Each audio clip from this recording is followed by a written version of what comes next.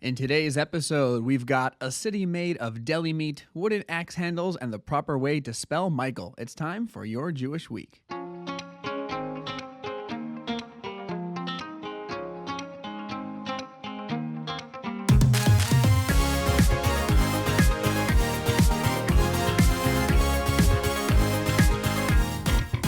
Hey everyone, welcome to Your Jewish Week, the podcast for everything Jewish in the week ahead. I'm Rabbi Dovey. As always, this podcast is produced by Chabad.org and dedicated to all our brothers and sisters in the Holy Land.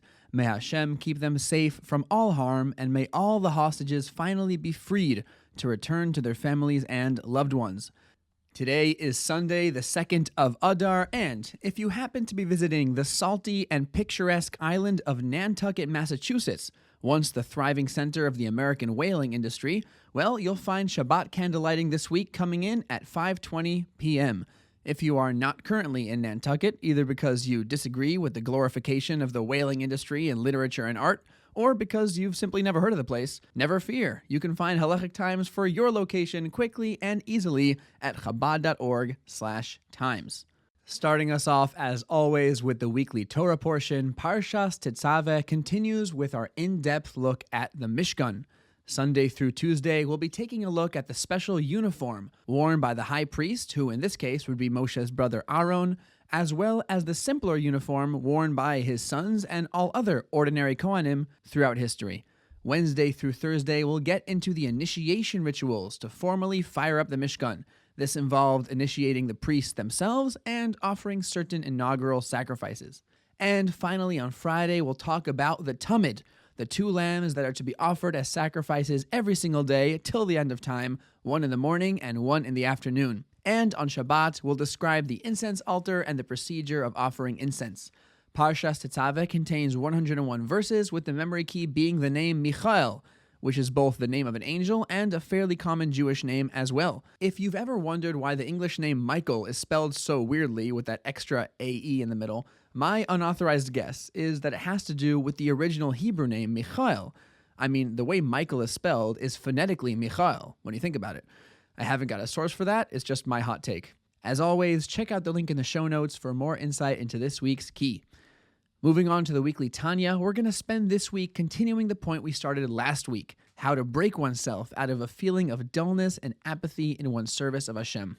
Broadly, the way to do this is to crush the negativity inside yourself. Last week, we brought up one way to do this, by realizing how distant from Hashem the evil inclination has made you and becoming agitated and angry at your evil inclination for doing that. Moving into Sunday of this week, we're going to wrap up that point with some more detail and move on to our second method on Monday. The second method is to think about how lowly one truly is compared to others. Even if another Jew seems to lead a less virtuous lifestyle than you, it could very well be that he's dealing with much more severe temptation than you are. On an even playing field, this sinner could be head and shoulders above you. All this amounts to more or less realizing that you're not doing so well, which leads to sadness. Now, the Alter Rebbe addresses the obvious question. Didn't we just say that sadness is bad and should be avoided? Why are we intentionally making ourselves depressed here? So the answer to that has a couple points. First of all, sadness does indeed belong to the side of klippa, the side of negativity, but by harnessing sadness to snap ourselves out of this dullness and rekindle our passion for Hashem, we are using the negativity itself to overcome it. We're using wood from the forest itself to create the handle for the axe that cuts it down. The Alter Rebbe actually recommends doing this meditation specifically when you're already feeling sad for the wrong reasons. In that case, you're literally redirecting the negative sadness into positive bitterness. And that brings us to the second point. There are two kinds of sadness: depression and bitterness. Depression kills action. It makes you despair, give up, and eat corn chips on the couch in an oversized hoodie.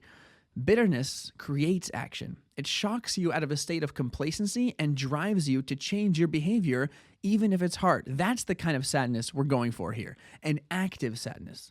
And thirdly, sadness is not the end goal here. There's another step. After you feel bitter about how low you are, you're supposed to remind yourself of one very important fact, and that is that you have a godly soul. It's a piece of Hashem himself, and when you break the klippa that's imprisoning your godly soul, it experiences the greatest possible joy, the joy of a hostage being set free. That's the joy your godly soul feels when you overcome your impulses and make the right choice, the godly choice. And that's the joy we all hope to experience very soon when all our brothers and sisters who are hostages in the literal sense will, God willing, be redeemed in glory and triumph.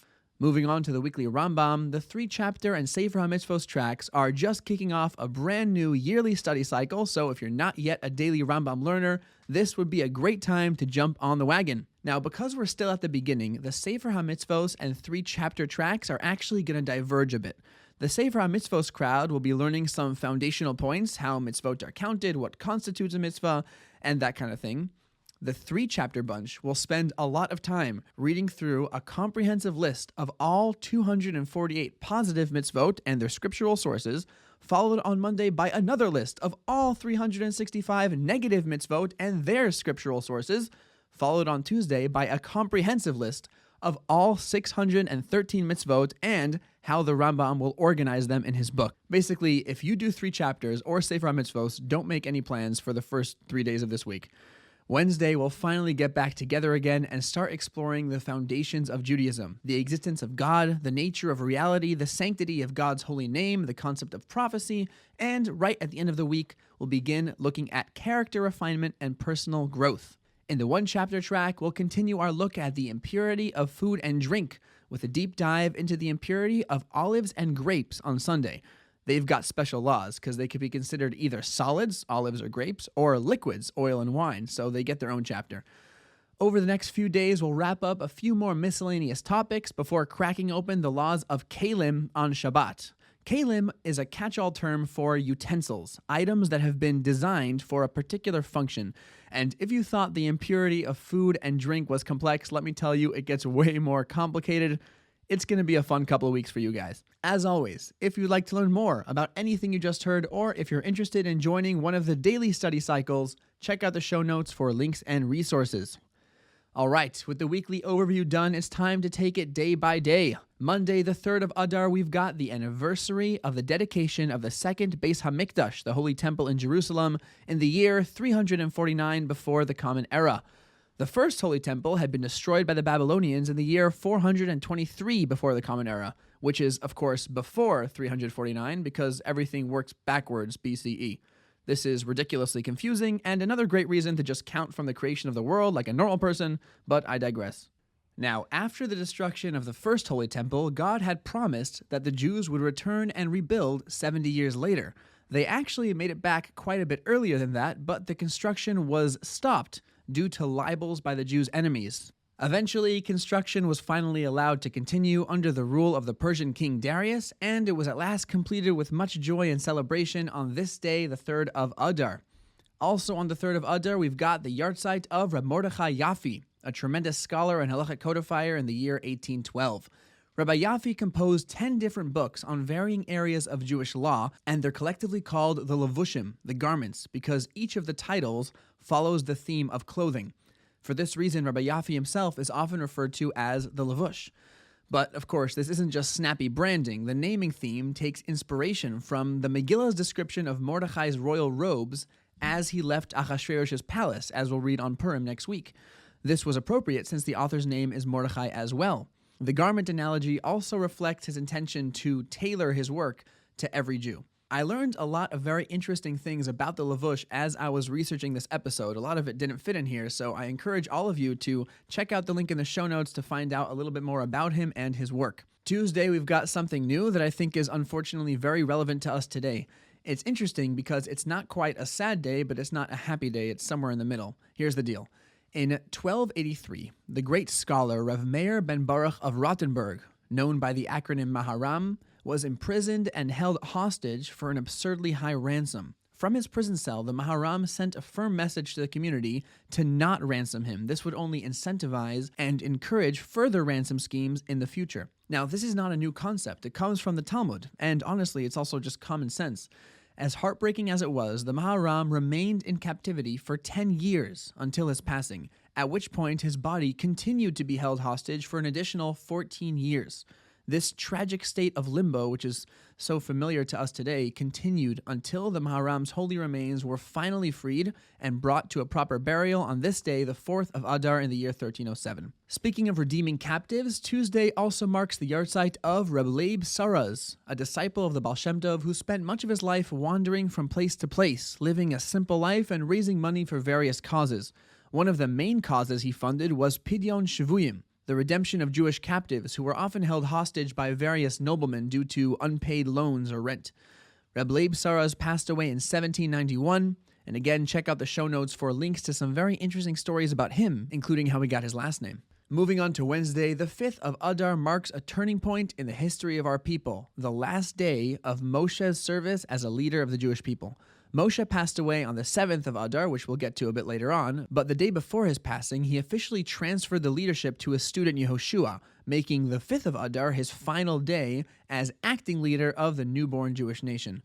Also on Wednesday, we've got the yahrzeit of Rabbi Shmuel Abba Shapiro in 1864. Rabbi Shmuel Abba and his brother Reb Pinchas operated a printing press in the town of Slavita in modern-day Ukraine. In 1835, the brothers were falsely accused of a libelous murder charge and were sentenced to literally run the gauntlet. They would pass between two rows of soldiers, all armed with clubs, who would bludgeon them with all their might as they walked by. In middle of this brutal torture, Reb Shmuel Abba's yarmulke, his kippah, fell off. Despite the blows raining down on him from all sides, he paused, bent down, and picked it back up before continuing. This was just one example of the piety that made the brothers of Slavita into absolute legends. During the prison sentence that followed the beating, a miniature Torah scroll was smuggled to the brothers in their jail cell. This tiny Torah later made its way to the Lubavitcher Rebbe, who showed special favor for it. He would dance with it on Simchas Torah, and he can be seen holding it in hundreds of pictures. Moving on to Thursday, the 6th of Adar, we've got another milestone from the end of Moshe's life, the completion of the written Torah.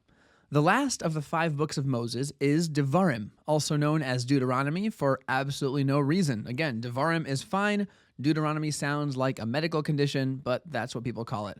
Now, most of Devarim consists of a review of the Torah that Moshe gave orally in an epic speech that lasted several weeks. We mentioned that speech a little while ago on this podcast.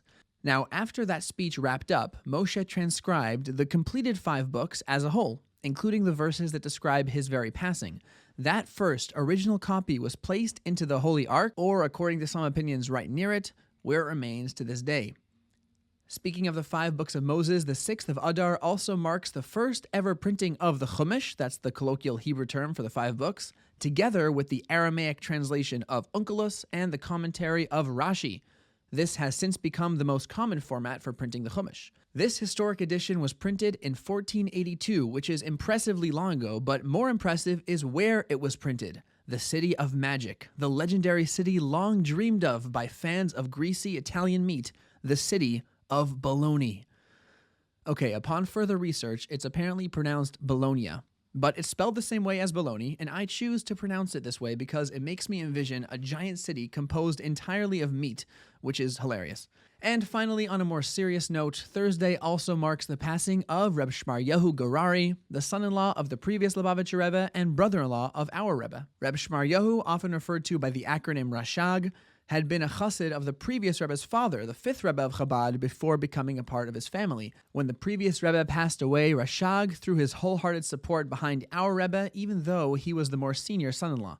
Rashag was a gifted administrator and fundraiser. He led the International Lubavitch Yeshiva Network all the way until his passing on this day, the 6th of Adar, in 1989.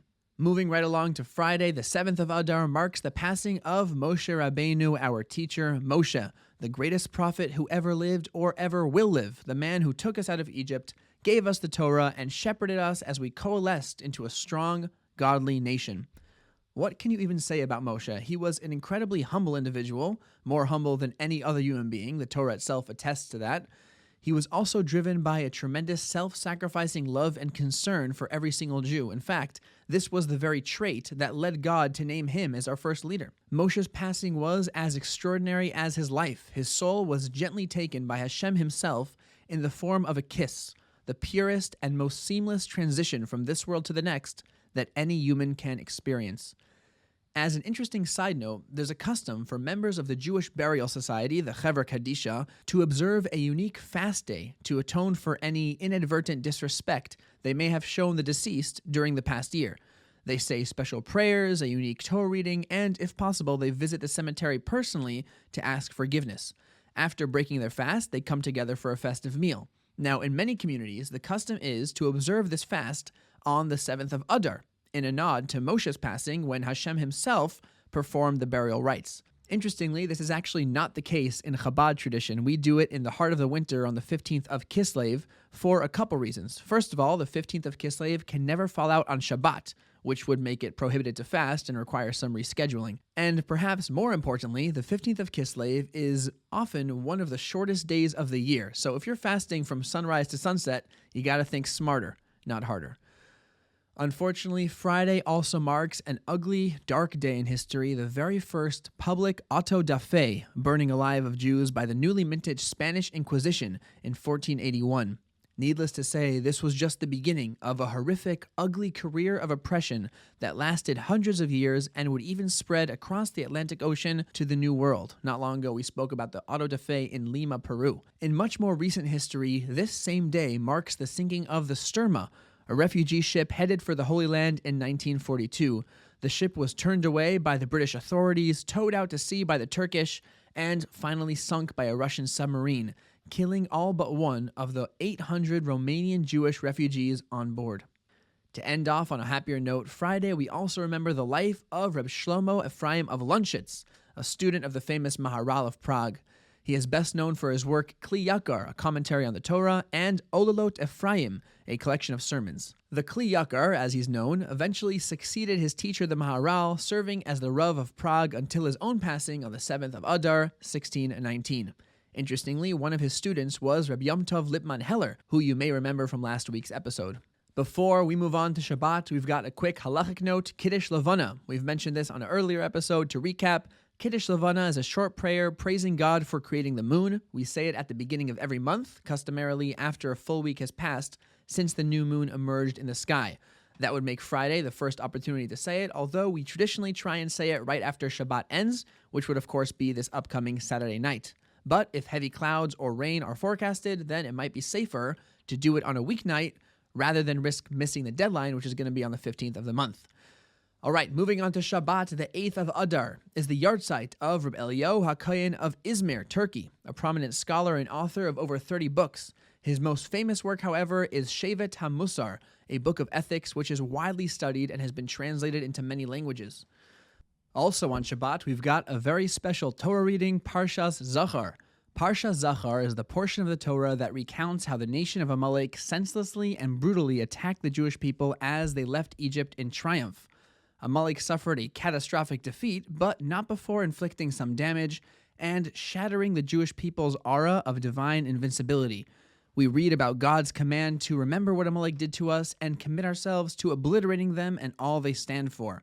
We add this portion to the regular Torah reading on the week before the holiday of Purim, which celebrates our salvation from genocide at the hands of Haman, a descendant of Amalek.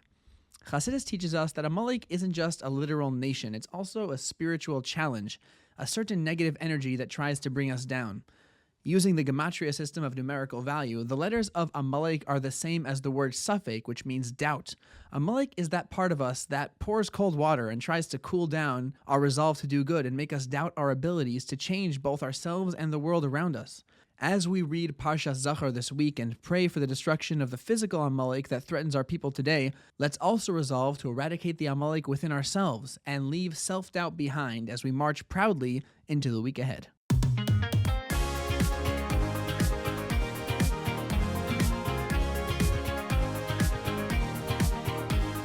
Your Jewish Week is produced by Chabad.org, written and recorded by me, Rabbi David Paltiel. Theme music by Levi Gloshak.